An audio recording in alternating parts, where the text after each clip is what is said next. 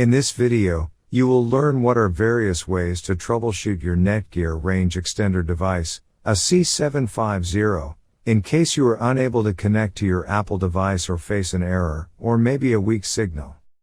The first thing that you can do is try rebooting your Netgear range extender and your router. Second, if this does not solve the problem, then try factory resetting your Netgear range extender. Or set up your Netgear range extender again. The third thing that you can do is make sure that you are using the latest firmware version on your Netgear range extender. If you do not know how to update firmware, watch one of our videos on it. In case if you are still facing any issue with your Netgear range extender device, get in touch with our Netgear range extender experts for instant solutions.